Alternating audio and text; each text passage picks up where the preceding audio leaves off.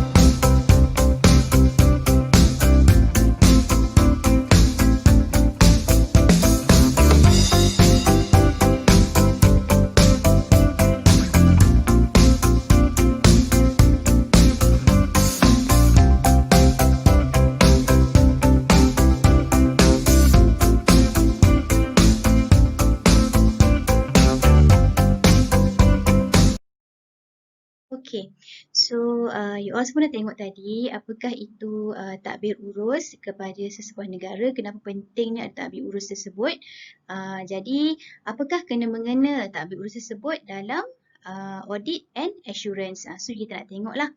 Alright, so what are the learning outcome that you should learn in this topic is, yang pertama adalah you should understand what are the definition of corporate governance. Okay, definition.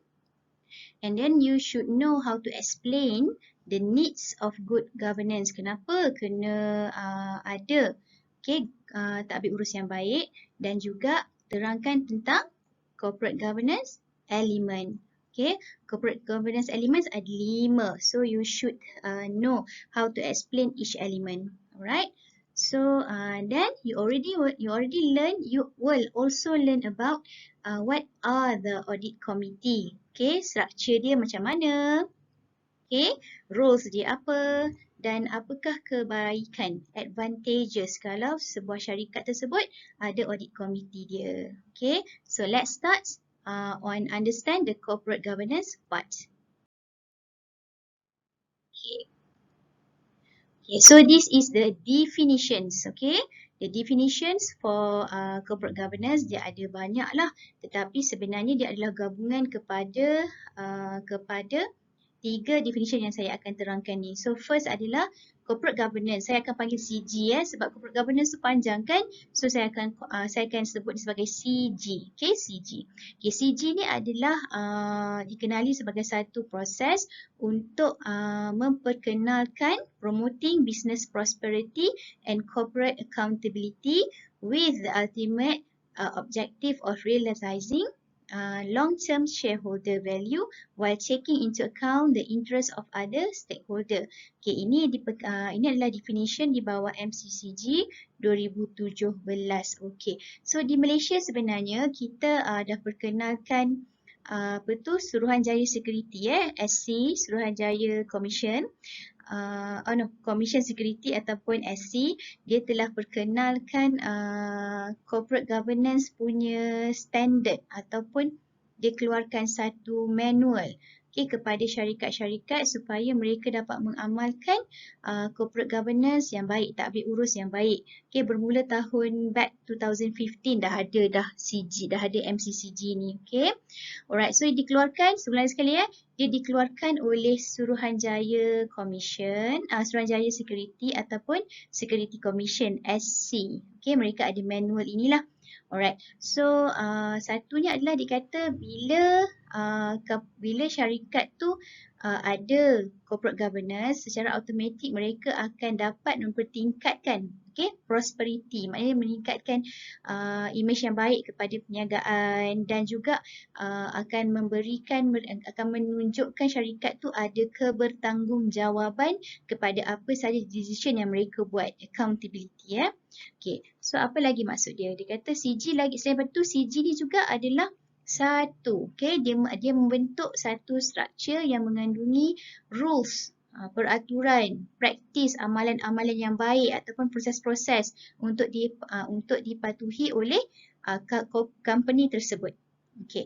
Dan yang ketiga adalah corporate governance ni dia kata melibatkan board of director, manager dan juga shareholder. Dia bukan tertakluk hanya kepada management sahaja, tetapi BOD, board of director juga, dan pemegang saham juga, mereka juga sama-sama kena meningkatkan imej syarikat dan mematuhi SC, dan mematuhi CG. Corporate governance, mematuhi corporate governance.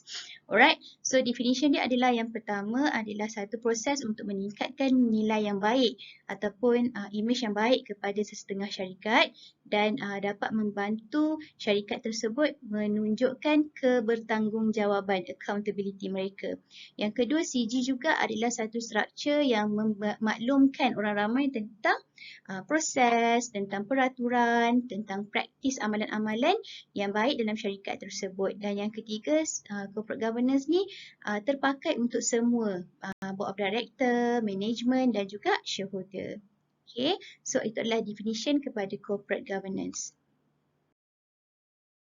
Kenapa kena ada good CG. Okay. Kenapa sesebuah syarikat tu bukan setakat ada corporate governance mereka sendiri, tadbir urus sendiri, tetapi kena ada tadbir urus yang baik. Kenapa?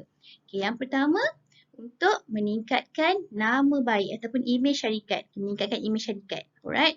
So good CG is aimed at enhancing, menaikkan imej dan kemasyhuran syarikat dengan menjalankan efisien dan juga efektif, perancangan yang efisien dan juga efektif. Maknanya kalau mereka dapat menjalankan tanggungjawab dengan baik, maknanya dapat untung dengan cara yang baik, diorang ada peraturan, diorang ada amalan-amalan yang baik, contohnya kerap buat corporate responsibilities, kerap tolong orang ramai kan, ataupun contohlah kalau syarikat tu dia adalah syarikat bahan kimia kan. Okay, bahan kimia ke? Okey, contohlah syarikat pembalakan lah. Okey. Contohnya syarikat tu adalah syarikat pembalakan. Jadi bila orang luar nampak, macam kita kan nampak syarikat pembalakan ni asyik nak potong kayu-kayu dekat hutan tu je. Lama-lama nanti kita punya ozon menipis, oksigen pun kurang kan. Jadi macam mana syarikat pembalakan tu dia nak menunjukkan dia menjalankan amalan yang baik ataupun mempunyai tadbir urus yang baik. Bukan setakat potong-potong saja, mereka ada lagi next project apa benda untuk menaikkan imej syarikat. So, dengan adanya peraturan yang dibentuk dalam CG, syarikat boleh menaikkan imej dia. Okay, sebagai contoh, dalam corporate governance syarikat tersebut, syarikat pembalakan tu dikata, setiap kali diorang buat pembalakan, mereka akan menanam semula pokok-pokok tersebut. Maknanya bukan setakat diorang potong saja, tapi mereka akan membuat penanaman semula. Macam tu. Ataupun mereka akan cakap setiap kali diorang buat pembalakan, mereka akan beli tanah lain dan bangunkan lagi, tanam lagi pokok-pokok yang lain lah, supaya bisnes mereka berjalan tetapi social responsibility kepada masyarakat tu ada. Okay. Right. So nombor 2, synergistic. Synergistic ni adalah bekerjasama. Okay. Apa maksud bekerjasama adalah good corporate governance melibatkan semua peringkat. Maknanya tadbir urus yang baik ni melibatkan semua peringkat daripada peringkat atasan, board director sehingga pekerja bawahan dan juga pemegang saham. Masing-masing ni mempunyai tanggungjawab masing-masing dan mission mereka adalah menjaga nama baik dan meningkatkan keuntungan syarikat. Itu maksud synergize, bekerjasama. Okay. Nombor 3 adalah fair disclosure. Okay, fair disclosure maksud dia company akan sedaya upaya untuk melaporkan keadaan sebenar, laporan sebenar tentang kedudukan syarikat mereka. Dia tak tipu-tipulah sebab dalam tadbir urus yang baik mereka kena melaporkan setiap event yang berlaku dalam syarikat tu. Okay, siapa yang bertanggungjawab, apa projek yang mereka buat, apakah tanggungjawab kepada masyarakat yang mereka laksanakan. Diorang kena laporkan lah. Okay, so ini adalah 3 sebab kenapa kena ada good corporate governance. Okay, baik. So untuk 5 elemen, okay, 5 elemen kepada corporate governance. Okay. Corporate governance terdiri daripada 5 elemen ni. Mesti ada 1, 2, 3, 4, 5. So what are the 5 element? Pertama sekali adalah accountability, kebertanggungjawaban.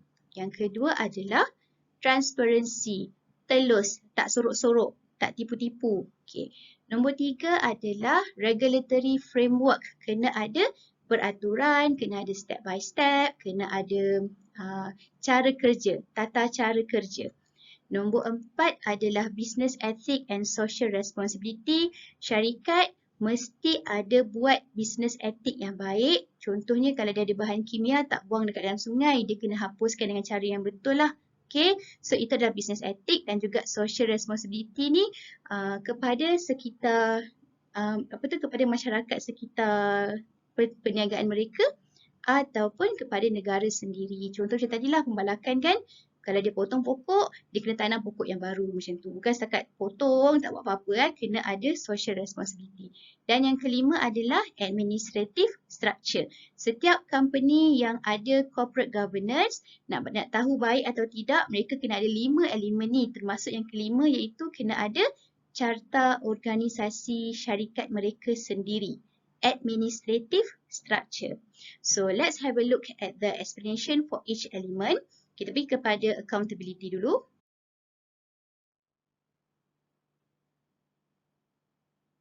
Okay.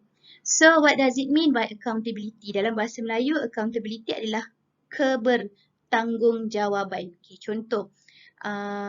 Contoh simple adalah siapakah yang bertanggungjawab untuk menjaga you all?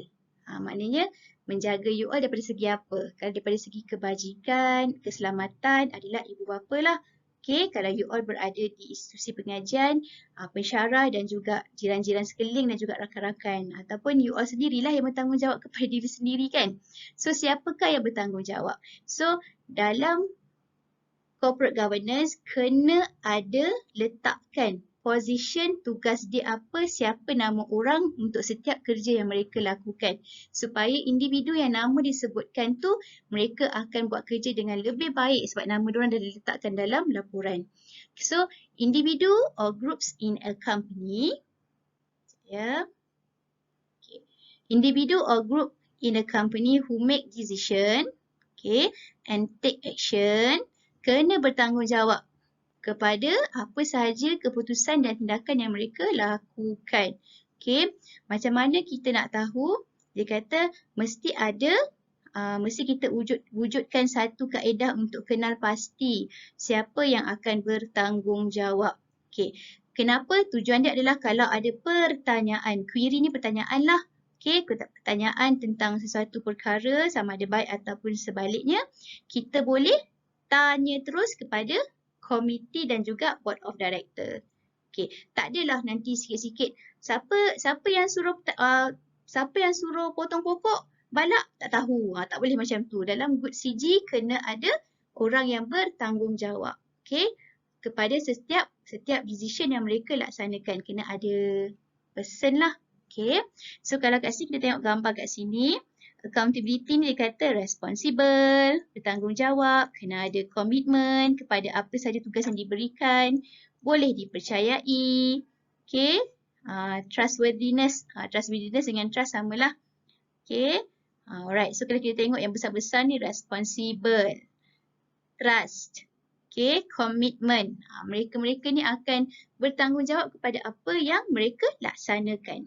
Okay, itu yang pertama. Elemen yang pertama, setiap company yang ada projek, mereka kena namakan pihak yang akan accountable untuk keputusan ataupun perkara tindakan yang mereka laksanakan. Okay, accountable. Right. So next, nombor 2 adalah transparency. Okay, transparency. Okay, transparency ni adalah telus. Telus. Okay. Apakah maksud telus? Maksud dia kat sini kalau kita tengok kat gambar sini dulu dia kata ketelusan maksud dia mestilah jujur. Okay. Keputusan report yang mereka buat adalah jelas. Okay. Lepas tu tepat. Okay. Betul. Bukan yang tipu-tipu lah. Alright. Okay. So transparency is the ease with which an outsider is able to make meaningful analysis of a company action.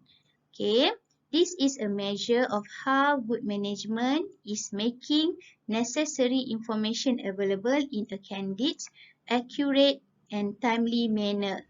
Okay, it reflects whether nak atau tidak investor tu melabur dalam sebuah syarikat dengan tengok kepada report. Okay.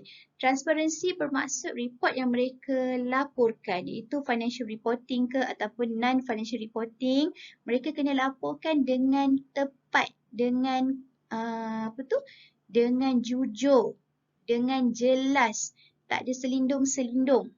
Okay. Sebab apa? Sebab selalunya audit report yang audit report yang dikeluarkan ataupun financial reporting yang dikeluarkan melambangkan tentang kedudukan syarikat tersebut sama ada baik ataupun tidak. Okey, dengan tengok kepada laporan yang dibekalkan tu, investor pembekal boleh tengok. Okey, syarikat ni diorang pun buat analisis lah. Okey, buat analisis, okey syarikat ni bagus, boleh kita buat investment. So mereka pun melabur. Okey, sebab tu dia kata kena jelas, kena telus. Laporan yang dikeluarkan tu kena tepat. Tak boleh sembunyi-sembunyi sebab apa sahaja yang dilaporkan akan dianalisis dan digunakan oleh pihak luar. Okey, tak kisahlah sama ada bank ke, kerajaan ke, tak kisah. Tapi laporan itu mestilah jelas dan telus. Okey, alright. Nombor 2. Okay, nombor 3. Okay, nombor 3 adalah regulatory framework. Okay, kita tengok dulu gambar ni. Okay, ini adalah law. Maknanya setiap keputusan yang dibuat oleh syarikat mesti rujuk kepada akta dan undang-undang. Dan mereka juga mesti ada proses kerja sendiri. Okay, proses kerja mereka. Kena ada proses kerja. Okay, itu maksud regulatory framework. Ada step by step kerja nak dibuat tu. Okay, company yang baik mesti ada step by step, mesti ada framework macam mana kerja hendak dilaksanakan. Okay, supaya kita dapat pastikan kalau ada berlaku salah ke, ada berlaku corruption ke, ataupun berlaku pecah amanah, kita tahu dekat mana masalah tu terjadi. Okay, so setiap company yang ada CG yang baik mesti mempunyai proses kerja yang baik dan juga mesti patuh kepada peruntukan akta dan undang-undang. So nombor 3 adalah regulatory framework.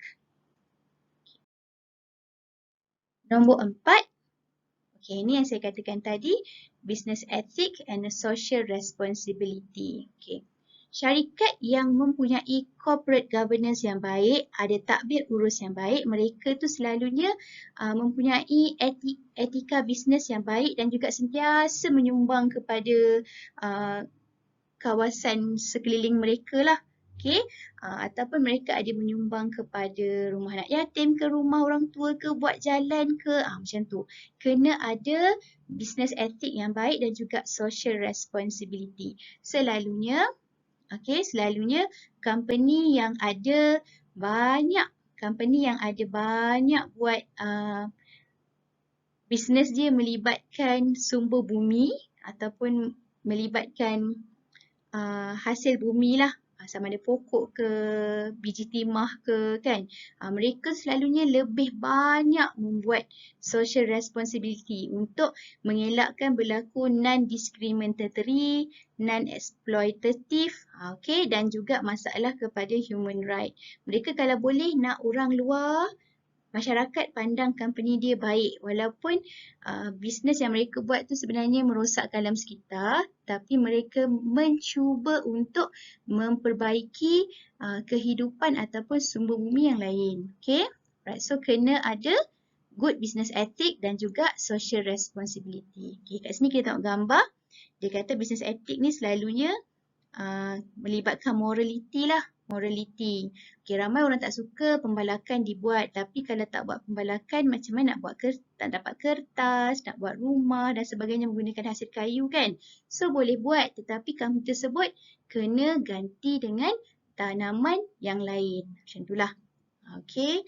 Lepas tu kena ada good behaviour. Contohnya kalau company dia tu melibatkan buat bisnes tepi sungai kan, sekarang ni dekat Selangor banyak kali ada masalah pencemaran air. Hari tu dekat Negeri Sembilan ada pencemaran air sebabnya ada orang yang tidak bertanggungjawab, syarikat tidak bertanggungjawab, dia membuang bahan buangan syarikat tu ke dalam sungai. So merosakkan sungai lah. Jadi automatik kita sebagai masyarakat kita benci dengan syarikat tu kan. So mahkamah pun saman diorang tinggi sebab nak buatkan sebagai kesedaran. Mereka patutnya ada good business ethic lah. Dah tahu buat bisnes tu di tepi sungai. Sungai tu adalah untuk kegunaan orang ramai.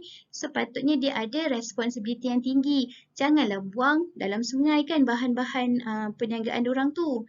Kan, dah mencemar air. Sepatutnya dia ada business etik yang baik. Okay. Dan yang terakhir adalah administrative structure. Okay. Struktur pengurusan. Bila you all tengok je perkataan ni, automatik kita kena fikirkan tentang carta organisasi. Okay, ni macam ni lah carta organisasi. Setiap company kena pastikan mereka mempunyai carta organisasi. Sebab apa? Sebab yang pertama adalah kita nak wujudkan accountability yang tadi tu. Bertanggungjawab. Okay. So biasanya orang luar akan datang syarikat kita, dia akan baca siapakah presiden, siapakah yang kedua finance, ketua ni kan. Okay. Kalau dia datang nak report tentang masalah kewangan contohnya. So dia akan terus rujuk kepada bos finance. So dia ni adalah accountable, bertanggungjawab untuk bahagian finance. Sama juga kalau kita nak tengok nak buat pembetulan tindakan. Okay. So siapa yang kita nak marah ni? Macam tu, siapa yang kita nak pergi attack? Okay, contoh macam tadi ada kes buang barangan dalam sungai kan? So kita akan cari nanti dekat unit ni mana siapa yang terlibat dengan bahagian pengurusan bahan buangan tu. Kita akan carilah siapa. So orang itulah yang akan dipertanggungjawabkan. Okay, dipertanggungjawabkan untuk menyelesaikan masalah situasi tersebut. Sebab tu kita kena ada carta organisasi. Sama macam dekat Jabatan Perdagangan. Kalau ada isu berkenaan dengan pensyarah contohnya kan. So kita nak lapor dekat siapa? Okay, lapor dekat penasihat akademik boleh, tapi kita nak lebih tinggi sikit. So macam mana you all nak tahu nak lapor dengan siapa? Kita akan tengok kepada carta organisasi. So kita akan pergi kat Jabatan Perdagangan, tengok carta organisasi, siapa ketuanya, ataupun siapa ketua atas lagi. Ataupun atas lagi lah macam tu. So sebab tu kita tengok kepada administrative structure. Okay, supaya teguran tentang pembetulan tindakan boleh dilaporkan. Okay, so there are 5 elements that regarding corporate governance. So kita dah selesai. Dah untuk bahagian 1. Iaitu you already can define what does it mean by corporate governance. Itu satu structure yang mengandungi proses, tindakan, peraturan, amalan-amalan yang baik kan. Untuk tujuan dia apa? Untuk meningkatkan imej syarikat yang baik kan, meningkatkan imej syarikat. Selain daripada tu, corporate governance ni akan melibatkan semua peringkat iaitu board of director, management dan juga shareholder. Okay, itu adalah definition. So, kenapa kena ada corporate governance yang baik? Ada 3 tadi kan? Ada 3 di antaranya adalah untuk business prosperity, menaikkan imej syarikat. Dengan ada corporate governance, tadbir urus yang baik dan terkawal tersusun, secara automatik imej syarikat tu akan dipandang baik, akan dipandang tinggi. Kan? Dan juga yang ketiga adalah elemen. So ada berapa elemen tadi? Kalau siapa ingat ada berapa elemen? Okay. So kalau you all ingat ada 5 elemen, betul jawapan tu. So ada 5 elemen tentang CG. Di antaranya adalah accountability. Kita ada transparency. Kita ada regulatory framework. Carta kerja, proses kerja.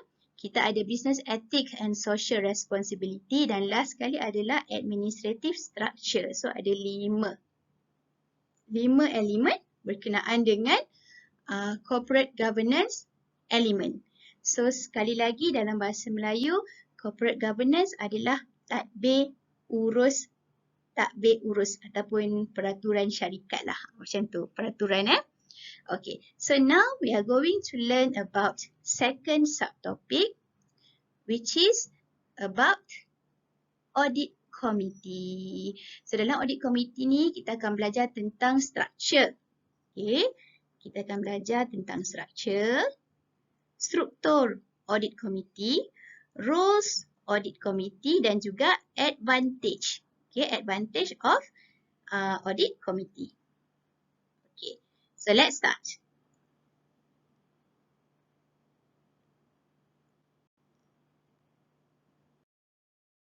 Okay. So what is No, who is audit committee? Okay, audit committee ni siapa? Siapa mereka ni? Okay, kita tengok audit committee ni, okay, di kerajaan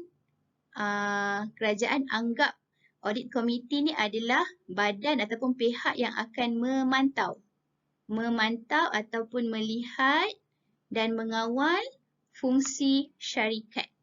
Okay, so maknanya kerajaan mengandaikan kumpulan audit ni ataupun jawatan kuasa audit ni, tugas mereka adalah memantau keberkesanan fungsi sesebuah syarikat. Okay. Right. So yang kedua, dikata kat sini selalunya jawatan kuasa audit ni akan membenarkan director untuk selesaikan masalah ataupun selesaikan isu dalam syarikat, tetapi mesti mengikut peraturan yang ditetapkan. Maknanya audit komiti akan pantau sajalah kerja. Mereka tak akan buatkan keputusan untuk syarikat. Mereka hanya pantau dan pastikan syarikat itu berfungsi dengan baik ikut standard yang telah ditetapkan.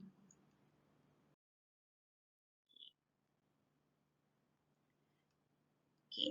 Jadi siapa itu dalam audit komiti tu ada apa? Ada siapa? Okay. Yang pertama dia kata siapa-siapa sahaja daripada director ataupun board of director boleh dilantik menjadi audit komiti, jawatankuasa audit. Siapa-siapa sahaja. Okay. Alright, berapa bilangan dia? Okay. Mesti melebihi 3 orang. 3 orang atau lebih. 3 atau lebih. Okay, siapa? Mana-mana board of director boleh jadi. Okay. Alright. Okay, dia kata kat sini, semua jawatankuasa audit tu mestilah independent director. Bila kita kata independent director, bermaksud mereka ni tak buat keputusan untuk syarikat. Okay, sama ada nak besarkan syarikat, nak luluskan modal, nak beli aset baru. Mereka tak terlibat dalam keputusan tersebut. Mesti independent. Okay. Dan daripada segi kemahiran, pengetahuan, mesti ada sekurang-kurangnya seorang. Okay. Tadi minimum 3 kan? Kat sini minimum 3. Ni minimum 3. Mesti 3 orang atau lebih. Salah seorang daripada audit komiti tu, jawatankuasa audit tu, mereka mestilah MIA member, ahli Malaysian Institute of Accountant, ataupun kalau bukan MIA member, mereka tu mesti ada pengalaman 3 tahun dalam bidang yang berkaitan dengan apa yang mereka dipertanggungjawabkan, dan mesti lulus exam. Mesti lulus exam oleh Accountant Association ataupun mana-mana badan yang disahkan oleh kerajaan. Okay. Alright, apa lagi? Syarat-syarat. Okay. Alright. So, selain daripada itu, jawatankuasa audit ni, mereka tu mestilah seorang yang ada integriti. Integriti maksudnya tak bolehlah orang bagi macam orang hasut-hasut ke ataupun dia tak tetap pendirian lah, tak boleh. Audit komiti kena patuh kepada apa yang company tetapkan. Kena pastikan syarikat patuh kepada fungsi mereka. Dan mesti orang yang bertanggungjawab, accountable. Maknanya apa saja keputusan yang jawatankuasa audit buat, mereka mesti bertanggungjawab. Okay. Dan juga ada good track of records. Maknanya kena ada image yang baik lah. Image yang baik, tak pernah terlibat dengan pecah amanah, tak pernah kena penjara dan sebagainya. Okay. Alright. So, jawatankuasa audit juga mesti ada kompetensi, mesti ada kemahiran daripada segi baca report kewangan. Okay, especially financial literacy lah. Okay, dia kena tahu apakah dikatakan sebagai keuntungan, apakah dikatakan sebagai hutang dan sebagainya. Alright. Okay. Dan akhir sekali, okay, individu jawatankuasa audit ni mesti boleh buat keputusan tanpa dipengaruhi oleh pihak lain, hanya berdasarkan kepada mission syarikat. Okay? Alright. Okay, so kita nak tengok pula kepada apakah peranan, roles Okay, jawatankuasa audit ni. So, kita dah tahu tadi daripada awal tadi, kita dah tahu yang kena ada at least 3 orang. Jawatankuasa audit kena ada at least 3 orang.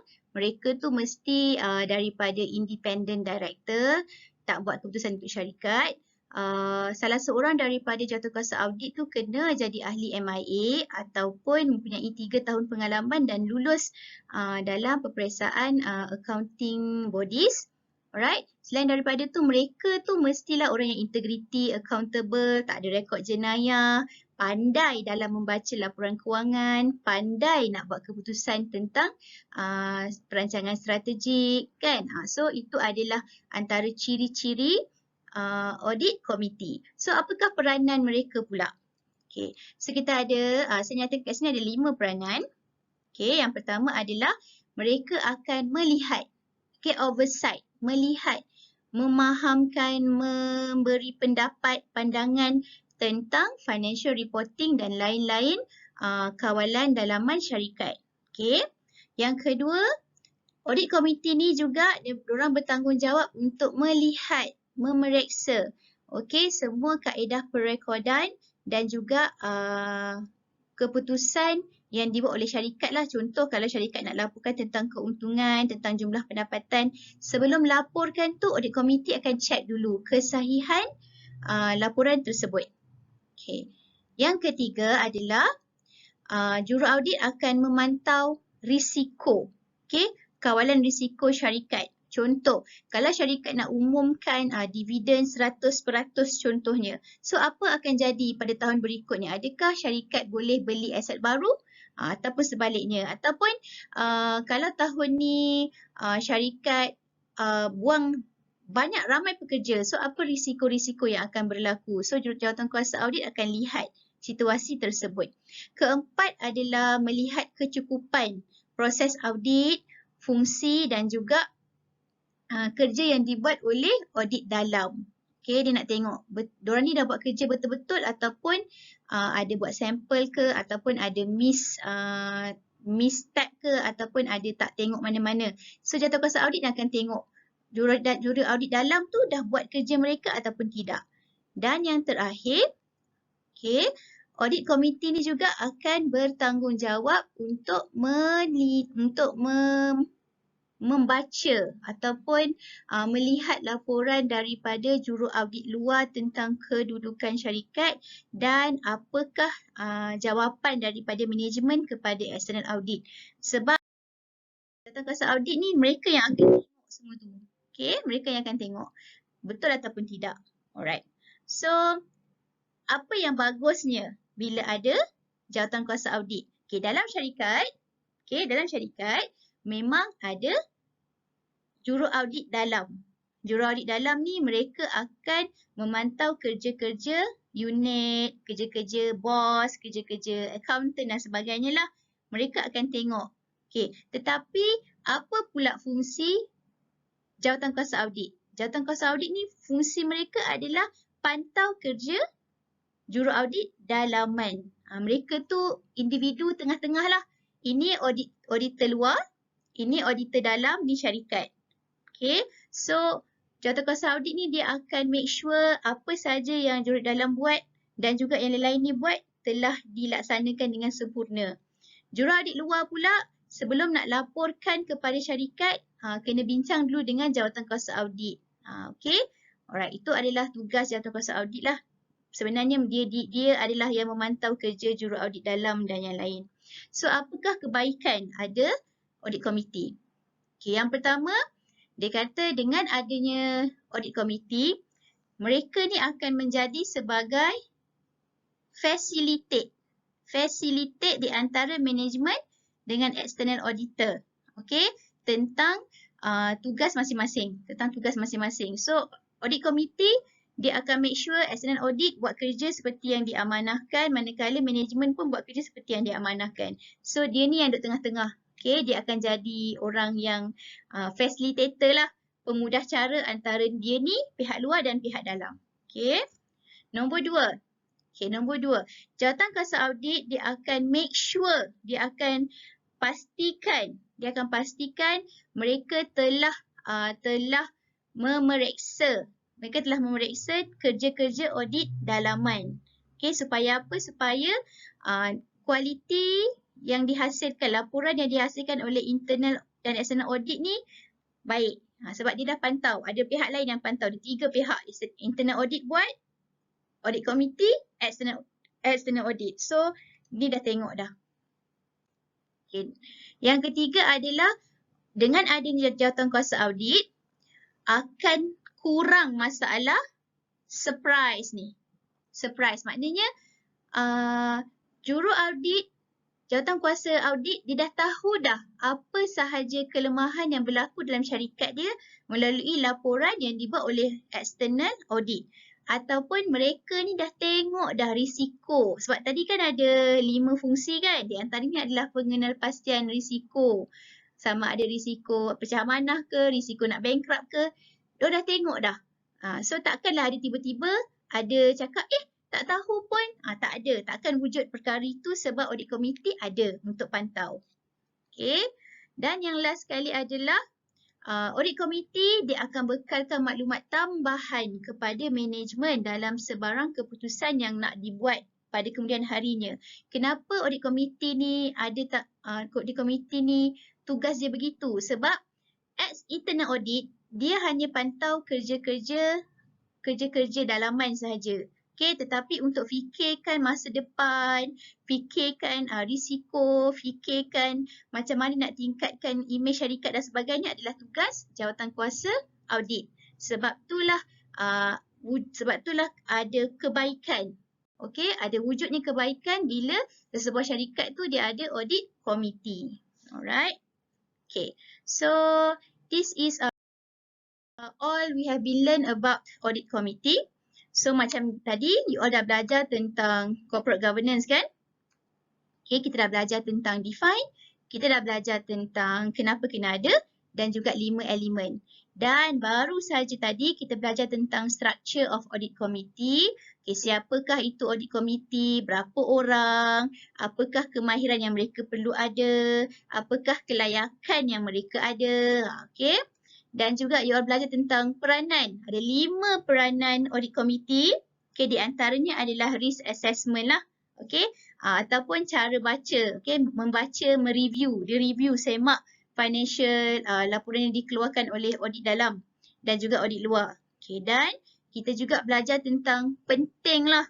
Penting. Okay, advantage. Kalau sebuah syarikat tu dia ada audit committee, advantage dia apa? Untuk elakkan berlaku terkejut-terkejut, isu yang terkejut-terkejut. Sebab audit komiti dah tengok dah semak terlebih dahulu, dah check dulu dah. Okay.